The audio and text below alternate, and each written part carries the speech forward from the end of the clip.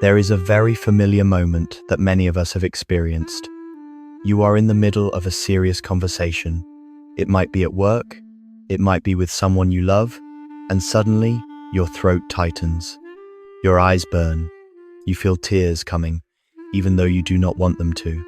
At that very moment, a thought arises faster than the emotion itself. I am too weak. What will others think? Why can't I control myself? Society teaches us that strong people do not cry, that emotions should be hidden, that tears are a sign of fragility. But what if all of that is wrong? What if being someone who cries easily is not a flaw, but a sign of a psychological system more refined than average? Carl Jung once said, "What you resist persists. What you try to deny will continue to follow you." In this video, we will go deep into the psychology of people who are easily moved to tears, not to comfort you, but to completely redefine what you have always thought of as weakness. You will understand why humans are the only species that cry from emotion, what is truly happening inside your brain, and why those who feel the deepest often carry the greatest potential for strength. If you have ever felt ashamed of your tears, perhaps it is time to look at them through an entirely different lens.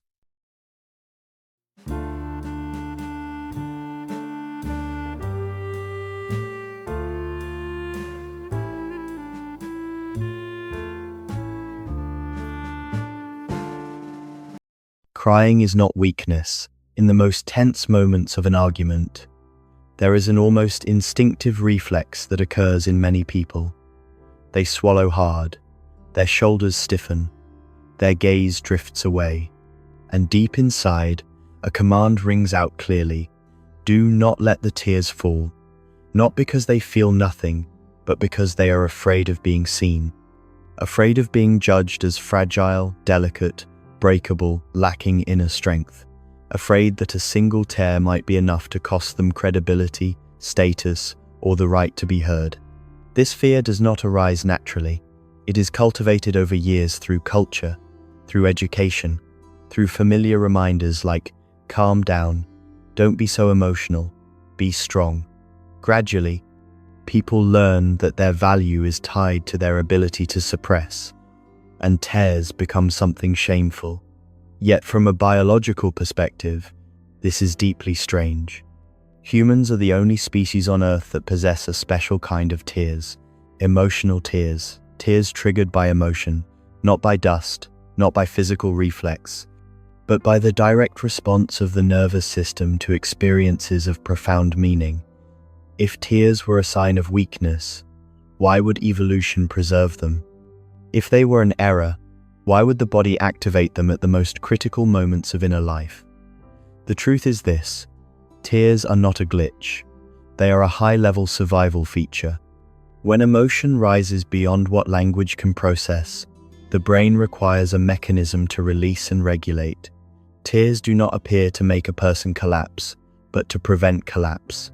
They reduce physiological stress, regulate the nervous system, and help return the body to a more balanced state. This is not surrender. This is self-regulation. Yet in modern society, especially in environments that prize rationality, competition, and control, restraint is often mistaken for strength. A person who stands firm, whose voice does not tremble, whose eyes do not waver, is seen as strong, while someone who chokes up, whose eyes fill with tears, is seen as unstable. What few realize is that suppressing tears in those moments requires enormous energy from the body. The emotion is not processed, only compressed. It does not disappear. It quietly accumulates in the nervous system, in the muscles, in the breath. By contrast, a person who allows themselves to cry is doing something far more complex. They are allowing the entire internal system to function as intended. The brain does not shut down when tears fall. On the contrary, it is actively linking emotion, memory, and meaning in order to process the experience fully. In other words, crying is not a loss of control. It is a high-level form of emotional information processing. We often admire logical intelligence, the ability to analyze, to reason coldly, But emotional intelligence, the capacity to recognize, accept, and regulate emotion, is an equally refined form of intelligence. Tears are one of its clearest expressions. People who cry easily are not more emotional than others. They access emotion more quickly, and because society is not accustomed to this, they are often misunderstood. But when looked at more deeply, tears do not weaken a person. They help them remain with themselves in the most difficult moments. They allow emotion to move through, rather than be buried. And it is precisely this that creates long-term psychological resilience. Perhaps the problem is not that some people cry too easily. Perhaps the problem is that we have grown accustomed to living in a world where emotion is treated as something to be hidden. And when we begin to see tears as a capacity rather than a defect, a deeper question naturally emerges. What is it within the psychological and biological structure of certain people that allows them to feel the world with such intensity? Decoding 3 scientific factors. When tears appear, we often assume they are an overreaction, that something has been touched more deeply than it should have been. But science suggests otherwise. For many people, it is not excessive. It is appropriate only their emotional system is operating with greater refinement. First, consider where emotion is registered earliest in the brain. The amygdala and the anterior cingulate cortex, ACC, function like emotional radar stations. They scan the environment, read facial expressions, tone of voice, and subtle shifts in the surrounding psychological atmosphere. In people who cry easily, these regions are more sensitive, not weaker, but faster. This means they detect emotional signals before others can even name them. A sigh, an unusual silence, an averted gaze. Their brain receives and processes this data almost instantly. When multiple signals converge at once, the system activates a deeper response, and tears may emerge as a natural result. Not because they lack emotional control, but because they have perceived too much at the same time. The second factor lies in another neural network, the mirror neuron system. This mechanism allows humans not only to observe the actions or emotions of others, but to feel them within themselves. When you see someone in pain, mirror neurons activate brain regions similar to those engaged when you yourself experience pain. In people who cry easily, this system is highly active. They do not merely observe suffering, they absorb it. A sad story is not just information, it becomes an inner experience. A film scene is not just imagery, it evokes real sensation. This is the biological foundation of compassion. Yet compassion, when misunderstood, is often mistaken for fragility. In truth, to feel another person's emotions without becoming numb requires an extraordinarily complex form of neural coordination. It demands flexibility, integration, and high psychological endurance. Tears in this context are not a sign of collapse, but of deep connection. The third factor is rarely discussed, yet critically important: the biological reset mechanism. When emotion surges, the sympathetic nervous system activates a stress response. Heart rate accelerates, the body tenses, and cortisol, the stress hormone, rises. If this state persists without release, the body moves toward exhaustion and burnout. Tears are one of the ways the parasympathetic nervous system intervenes. When you cry, breathing patterns shift, facial muscles relax, and physiological arousal begins to subside. Cortisol levels decrease. The body is returned to balance more efficiently than through complete suppression. In other words, crying does not weaken you. It helps you recover. This explains why many people feel relief after crying, not because the problem has disappeared, but because the body has been reset to continue facing it. This is a survival strategy, not a faulty reflex. Of course, tears are not driven by psychology alone. Physical factors also play a significant role. Sleep deprivation reduces emotional regulation. Chronic stress keeps the nervous system in a constant state of high alert. And for highly sensitive people, HSPs, every stimulus, sound, light, emotion is processed more deeply. When these factors converge, Tears appear not because someone is too weak, but because their system has been working too hard. The issue is not that they feel incorrectly. The issue is that society is not accustomed to people who feel deeply. When we view tears through a scientific lens, it becomes clear. Those who cry easily do not lack coping capacity. They simply cope differently, more directly, more biologically, and more honestly with their inner experience. And from that very sensitivity, in everyday life, a quiet form of strength begins to emerge, the strength of those who perceive what others overlook, the quiet power of the sensitive. There are moments in everyday life that are very easy to overlook. They are not loud, not dramatic, not large enough to make people stop.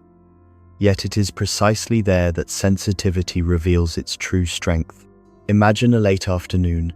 The supermarket parking lot is almost empty. A mother sits still in her car, hands resting on the steering wheel, eyes fixed straight ahead. She is not crying, not complaining, not doing anything at all, just sitting there, longer than usual. For most people, there is nothing remarkable about this scene. Perhaps she is checking her phone.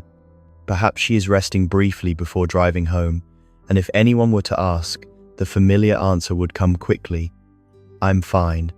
But to a sensitive person, something feels off. Not in the words, but in the silence. That silence is not empty. It is heavy. It has weight. It is like a room after everyone has left, yet the emotions still hang in the air. You recognize it not because you analyze it, but because your body responds first. You sit down beside her. You do not press with questions. You do not offer advice. You simply stay. And very quietly, you feel your throat tighten. Your eyes burn. Not because of your own story, but because you have touched what she is carrying. That moment, this is where the quiet power of sensitivity appears. Sensitive people do not need pain to be spoken aloud to know it exists. They read the smallest signals others overlook. A breath out of rhythm, a silence that lingers, a reply that is too smooth. And when they respond, their response is not intrusive. It is present. You do not try to fix that mother's emotions. You allow them to exist. And it is this genuine presence that causes the shell of "I'm fine" to begin to crack. Not because of pressure, but because for the first time that day, someone sees her without demanding that she be strong. This is something theory struggles to fully capture. Sensitivity creates authenticity. Not the loud, oversharing kind of authenticity, but a quiet one, where a person is allowed to be themselves without armor.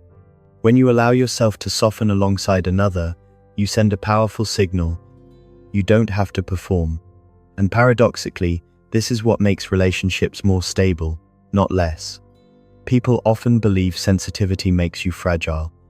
In reality, sensitive people often possess very high resilience, the capacity to recover. Not because they are hurt less, but because they process pain instead of burying it. Emotion moves through them. It does not get stuck. They cry, but they do not remain trapped in tears. They feel sadness, but they do not deny it. They feel tired, but they do not pretend to be fine. This allows their inner system to be continuously renewed. Stress does not harden into numbness. It is released layer by layer, moment by moment. And after each release, they do not become weaker, they become clearer. Clearer about their limits. Clearer about what they need. Clearer about what truly matters. Sensitivity does not turn you into someone who is always suffering.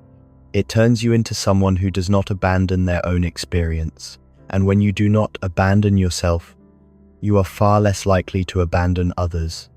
In a world that habitually celebrates those who speak loudly, move fast, and never stop, sensitive people often stand quietly at the edges. Yet from that position, they see what the center cannot see. They connect before things fall apart. They sense before crises arrive. And when we begin to realize that sensitivity does not only heal in private moments, but can expand into a capacity to guide others, the story naturally moves to another level, one where emotion is no longer merely personal, but becomes a form of intelligence in the world of work and leadership. EQ and leadership vision. In the modern workplace, there is a familiar image of the ideal leader. Decisive, concise in speech, maintaining just enough emotional distance, never allowing personal feelings to interfere with decisions. They are praised as tough, clear-headed, and good under pressure. And in that picture, tears seem to have no place. Yet today's working world is quietly telling a different story. Sustainable organizations do not collapse because they lack strategy. They collapse because the people inside them are exhausted, unheard, and gradually disconnected from the meaning of what they do. In such environments, high IQ is not enough.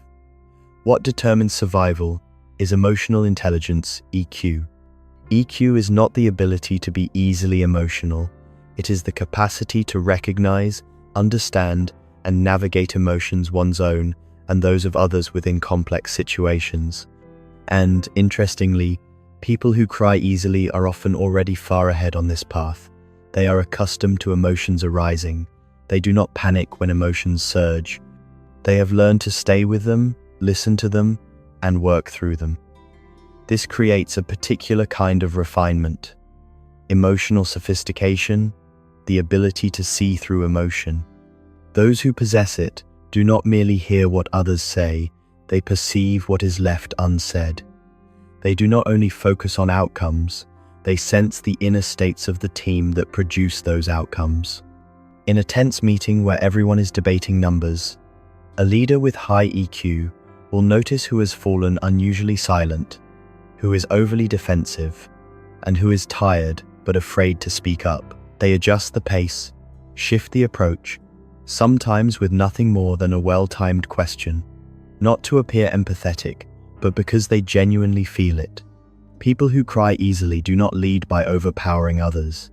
They lead by creating a safe space for emotions to exist, and paradoxically, it is precisely this space that makes people work more effectively. When energy is no longer spent on hiding, defending, or performing "I'm fine," teams have more psychological resources for creativity, collaboration, and recovery after mistakes. We are accustomed to an outdated definition of toughness, showing no emotion, remaining unmoved, needing no one. But this kind of toughness often comes with isolation, burnout, and an ever-widening distance between leaders and their people. The world does not need you to be tough in that mechanical way. It needs people who dare to feel fully without being swept away by emotion. People who can stand firm under pressure, not because they feel nothing, but because they understand what they are feeling. People who can make difficult decisions while preserving their humanity, because they do not treat emotion as the enemy. People who cry easily, when supported and properly understood, often develop exceptionally high self-awareness. They know when they are overloaded. They know when to pause.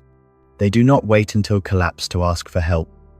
This makes them more resilient over the long term, a core quality of true leadership. EQ does not replace IQ, but it determines how IQ is used. A decision that is intelligent but devoid of empathy can erode trust for years, whereas a decision made with a genuine understanding of people, even if difficult, can preserve connection even when outcomes are imperfect. Looking back, one truth becomes clear. The tears, once labeled as weakness, are in fact signs of an emotionally mature system. And when that maturity enters the workplace, it does not diminish leadership, it makes leadership more human. Perhaps the final question is not whether people who cry easily are strong enough to lead, but whether, in a world exhausted by a lack of empathy, we are willing to entrust those who feel deeply to guide the rest. Conclusion. After everything we have explored, perhaps the most important thing left is not knowledge, but a different way of seeing yourself. You have seen that tears are not a flaw of creation. They are a refined mechanism that helps humans survive psychologically. You have seen that people who cry easily are not too emotional, but are processing emotion more deeply, more quickly, and more honestly. You have seen that sensitivity not only heals in private moments, but quietly builds durable connections, authentic individuals, and leaders who place people before roles. Carl Jung once said, "The privilege of a lifetime is to become who you truly are." Perhaps the tears you once tried to hide are part of that true self. Not something to eliminate, but something to understand and integrate. When you stop fighting your emotions, you begin to use them as a source of intelligence. The world does not lack tough people, but it will always need those who dare to feel. If today you look back at your tears with a little less judgment, perhaps you have taken a very small but very real step on the path of understanding yourself.